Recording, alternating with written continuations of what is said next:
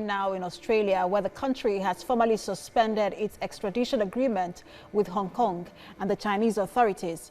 Prime Minister Scott Morrison said new national security laws brought in represented a fundamental change of circumstances for many governments around the world.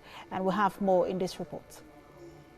Prime Minister Scott Morrison said the new law undermined Hong Kong's own basic law and the territory's current level of autonomy in Beijing. Mr. Morrison said that there will be citizens of Hong Kong who may be looking to move elsewhere. Respect to our extradition agreement with Hong Kong, and so Australia today has taken steps to suspend our extradition agreement. We have formally notified Hong Kong and advised the Chinese authorities. I also note that our travel advice for Hong Kong has been updated and would encourage Australians to refer to that travel advice. From today, temporary visa holders from Hong Kong in Australia will be granted an additional 5 years on their visas, with a pathway to permanent residency at the end of those 5 years. Student visa holders and graduate student visa holders, they can be here for 5 years. 5 years. And that is an extension from their existing arrangements that they would have now. Some of them would be some way into their current visa. They're already here, another 5 years. Those who are looking to the end of their study, and they would normally get 2 years, that will be extended to 5 years. And the other part is, of course, through our Global Talent Program, to be working with states and territories, and I'll be discussing this with states and territories tomorrow at National Cabinet. There are approximately 10,000 citizens of Hong Kong in Australia. Acting Immigration Minister Alan Tudge said the current future students from Hong Kong will be eligible for a 5-year temporary graduate visa once they complete their studies. Former students already on a graduate visa will also receive 5 years from now. Hong Kong residents who fit the Australia skills shortage criteria will also be able to access a 5-year temporary skilled visa. So much talent in Hong Kong. There are great businesses in Hong Kong, and we know that many individuals now might be looking elsewhere because they do want to be in a freer country, they want to be in a democratic country, and we want to make it attractive for that super talent to consider Australia, and that's what these measures do. Mr. Morrison has shared a strong view of the new legislation in Hong Kong that could see citizens deported to China for prosecution. And security expert Kash Ononuju joins me from Abuja, while global affairs analyst Sam Fatty joins me from Washington. Good to have both of you join us this hour. Let me begin with you, Kash Ononuju. We're seeing this action of Australia suspending the extradition law with Hong Kong, also coming from countries like Canada and Britain. Is this the solution to this impasse of the national security law in China? No. I think it simply goes to show that the United Kingdom and other members of the Commonwealth, which Hong Kong was part of, were actually taken aback, and they did not prepare on how to react to this. As I said earlier, China has not broken any agreements. What we had was the common declarations. It was not an agreement. And we simply have to now look at how does the new law portend to dangers for Taiwan. For me, that's what I'm looking at, because this might be China's new ways for dealing with both Hong Kong and Taiwan, and that's where I am worried about. But apart from these reactions which you've seen, of course, we're going to see the United Kingdom now calibrate its own behavior into something that actually fits into its own anger. It has also warned that it could provide an abode. So Australia has shown that way by saying they will provide more visa stay for Hong Kong people.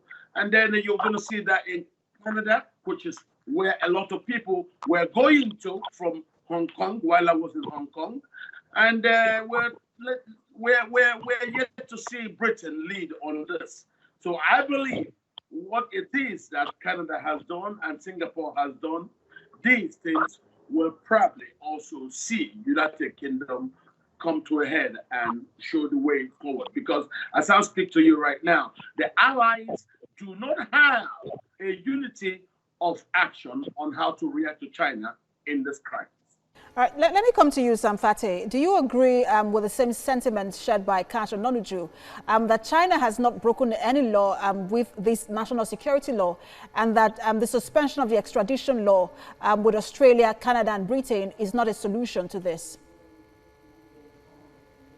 So I don't want to say that China has not broken a law or has broken a law. I think it is by far more complicated than that. What I try to say is that most countries like Australia and Britain and the United States are trying to treat Hong Kong as if it is an independent nation of its own. It's not. You know, it is part of China. I mean, I know we try to say mainland China and Hong Kong and try to use all those technicalities, but if they are going to pass certain laws in order to take control of certain things in Hong Kong, very well, that would be lawful. So yes, in his own words, one can conclude technically that they have not broken any law. And I think what Australia might take a huge point here, it would not have been as serious as it is if the coronavirus was not already affecting business in some of these countries, including Australia. Because what China may do is to impose certain tariffs on Australian goods, especially on agricultural goods, because they export a lot of goods to China. So there are going to be consequences for this. Now, whether Britain and other countries come together to put further restrictions on China and on extradition, for example, is not enough to make China back off because it has no effect on their economy or on the financial state or financial health of the country. Even if they put certain sanctions on China, it's not really going to affect them.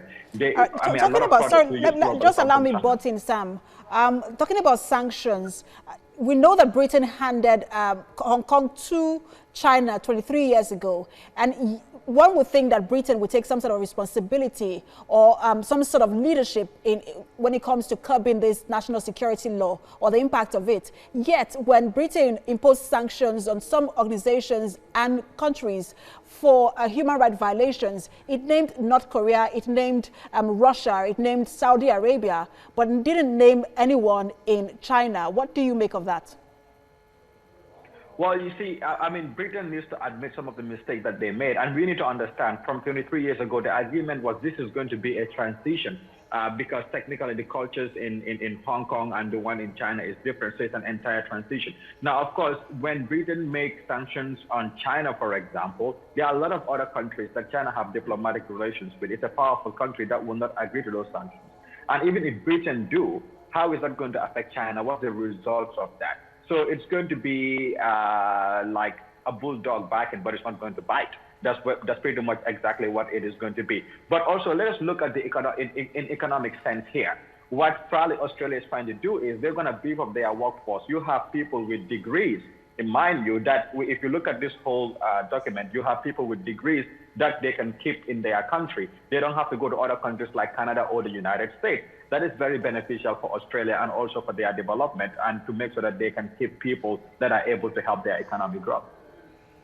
All right, so let me come to you, Kash. I know you say that you do not think that China has broken any law, but we know that Hong Kong is Hong Kong when it comes to the FDIs into China. Hong Kong is responsible by 60% of the FDI inflow and outflow from China. So if there is no political situation to this, what is the economic solution to it? Well, the economic solution is after the 100 years agreement, the United Kingdom did leave. But of course, it does have its own interest in China. Yes, it managed to bring the Hong Kong Shanghai Bank away from Hong Kong into Europe as a European bank. But it does have massive holdings still in Hong Kong. As I speak to you today, Jaddy Max still trades in Hong Kong, as the Lever Brothers are in Nigeria and the East Indian Company is in India, which is represented globally by Unilever. And there are a lot more of British interests in Hong Kong. So they're not going to run away. No, they will stay. All they're trying to do is to tell China they should have kept to their words of one country, two systems for the next 50 years. No, China has broken that after only 23 years. And that, I said, they did not break any law. They only went against their promise given in the joint declaration. It is not a joint agreement. It is not a joint written law, anything. It is simply a goodwill, proclamation. I will be a good boy for 50 years. China is not saying that it is only reacting to the spate of protestations in Hong Kong, in both Kowloon, Tsim Sha Tsui, and even in Canton. So this is what it is. We're talking about Hong Kong. We've not talked about Canton. Don't forget, the Portuguese territory given over to China. China does quite a lot of things there that are not in tune with expectations. It has now looked at Hong Kong, and we are talking about if we do not get China to stop, it may extend this kind of behavior into Taiwan. For me, that's where I'm looking at this from. But I don't think we can do anything. Absolutely. We know that Taiwan is China's main interest, even beyond Hong Kong. But let me come to you, Sam Fateh. China has reacted angrily to what it called moves by international community to aid Hong Kongers. What do you think that China's reaction would be? Would this spark some sort of diplomatic row or tension between these countries? Absolutely. There's no question or doubt about that. There's going to be diplomatic tensions, especially between China and Australia, because they set this up, right? So again, the diplomatic tensions are going to be there, and then but they'll be handled a little bit more differently. And I think they'll be handled from the point again of sort of a diplomatic economic fight. That's how I'm going to say it. And the tension is going to be between Australia and China. Now, mind you, okay, the other countries that are factoring in, such as New Zealand and Great Britain, and Great Britain have to take the lead in this, but obviously it seems like they are using Australia to take the lead, and then they would provide some of the support that Australia needs. Why Great Britain is doing that, I am not too sure. I'm not very sure why they are doing that. Maybe in the next few days, as things unravel, as things unfold, we will be able to figure that out. But this is what is going to happen. In the diplomatic role, Australia is going to take the brunt of it. Are they prepared to take the brunt of it? Now, with everything that's going on, what happens if the tariffs increase on Australian agricultural goods? How do they dispose of their surplus that they are going to end up having? This must be one of the things that the Australian authorities must think about while they go ahead with implementing their new national security laws and ensuring that they don't extradite anybody to China. Because according to their foreign minister, if they extradite people to Hong Kong, they are going to be taken to mainland China. So there's a human rights concern. But as far as that is a concern, how do we stick to balance the two? Security expert Kacha Dodoju in Abuja and global affairs analyst Sam Fateh in Washington. Many thanks to both of you for sharing your perspective with us.